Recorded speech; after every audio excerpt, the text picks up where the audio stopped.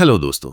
आज हम बात करेंगे एक ऐसी किताब की जो आपके अंदर के मनुष्य को समझने में मदद करती है।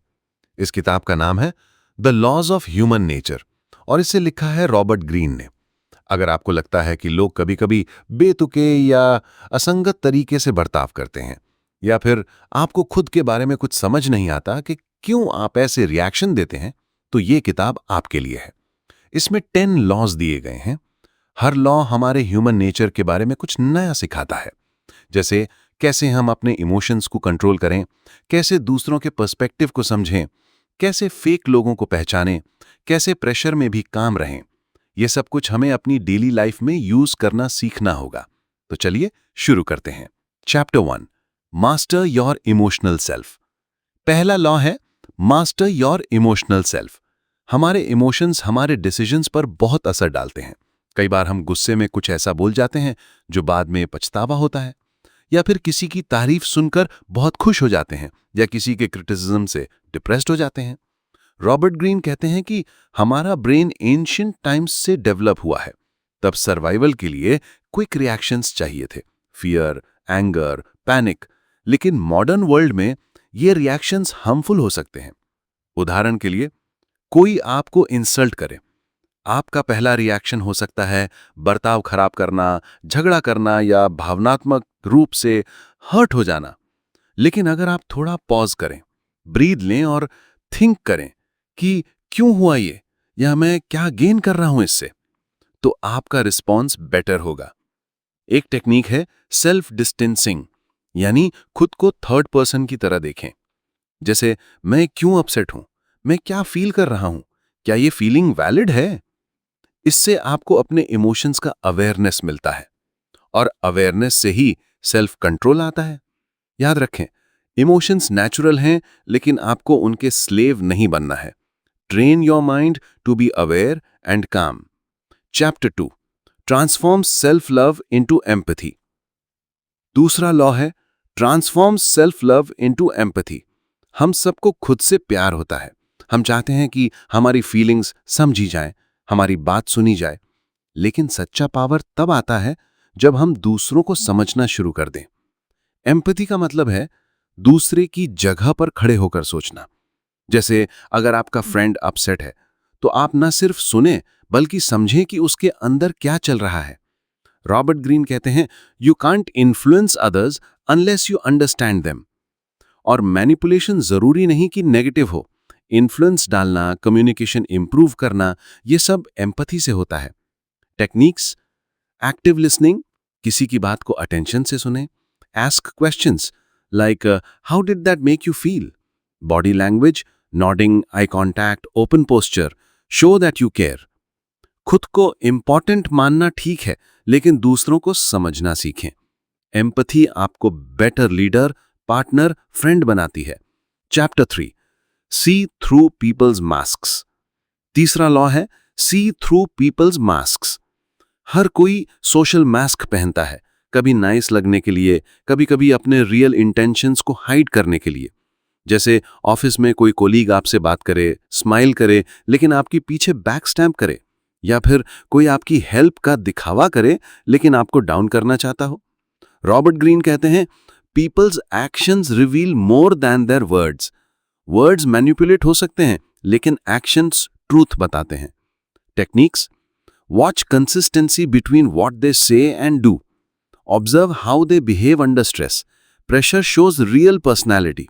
Notice small things, tone of voice, body language, silence, timing. लेकिन ध्यान रखें, किसी को जज मत करें, सिर्फ ऑब्जर्व करें। Time reveals everything. Be kind but be aware. Don't let fake people take advantage of you.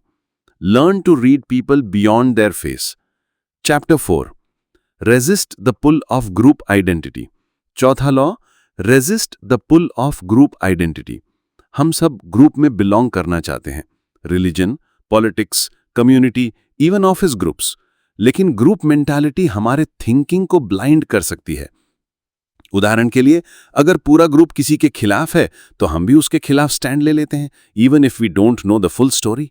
या फिर ट्रेंड फॉलो करते हैं, फैशन फॉलो करते हैं, ओपिनियंस फॉलो करते हैं, just because everyone else does.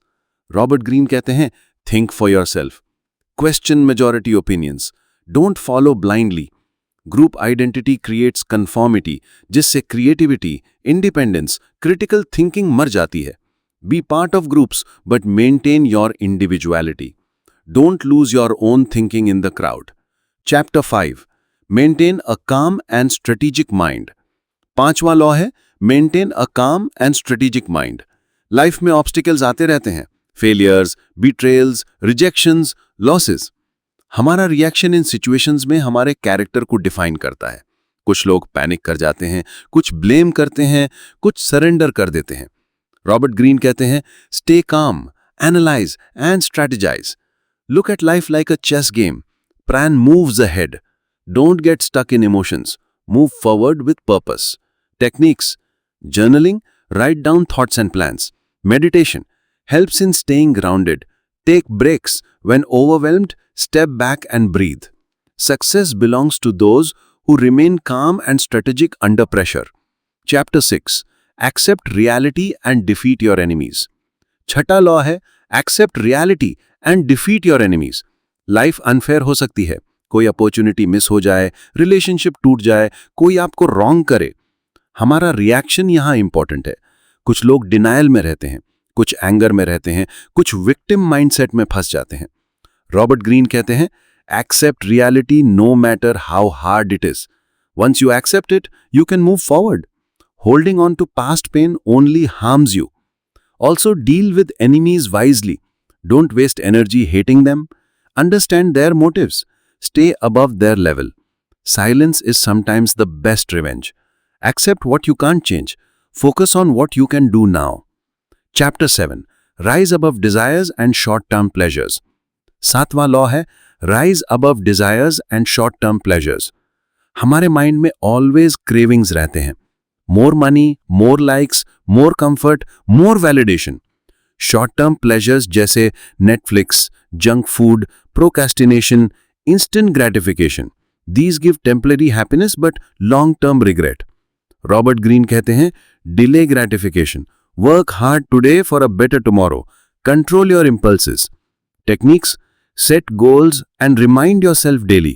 Replace bad habits with good habits. Practice discipline. Small wins build big results. True freedom comes from mastering your desires, not following them blindly. Chapter 8, know how to adapt and reinvent yourself. 8वां law है know how to adapt and reinvent yourself. Life constantly change होती है।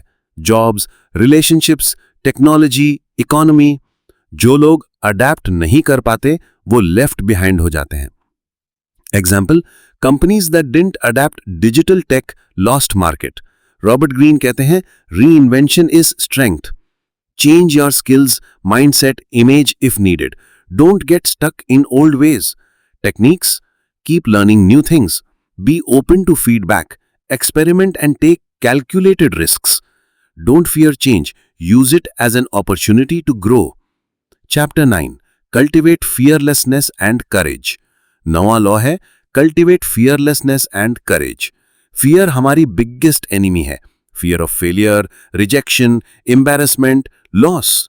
Fear stops us from taking action. Starting business, speaking up, changing careers, making new friends. Robert Greene कहते हैं, courage is a muscle. Use it regularly and it grows stronger. Start small. Speak in public. Ask for help. Say no when needed. Courage doesn't mean no fear.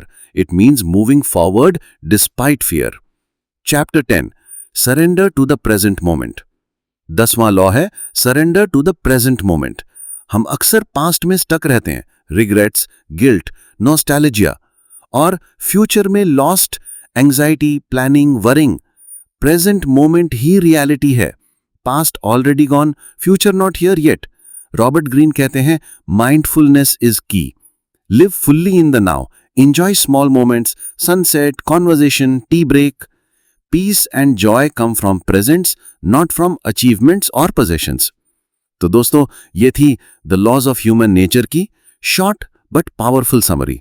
इस book में 10 major principles हैं जो हमारे inner self को समझने में मदद करते हैं. ये सिर्फ थ्योरी नहीं है, प्रैक्टिस करने से रियल चेंज आता है. अगर आप अपने इमोशंस को कंट्रोल कर सकें, दूसरों को समझ सकें, पीयर प्रेशर से फ्री रह सकें, तो आपकी लाइफ में क्लैरिटी आएगी। रॉबर्ट ग्रीन ने हमें ये सीख दी है, पावर बाहर नहीं अंदर है। वो पावर है अवेयरनेस, डिसिप्लिन, एम्पैथी, स्ट्रैटेजी। तो अगर आपको ये बुक समरी पसंद आई हो तो शेयर करें, कमेंट करें और किताब जरूर पढ़ें। धन्यवाद और हमेशा ग्रो करते रहें। Thank you.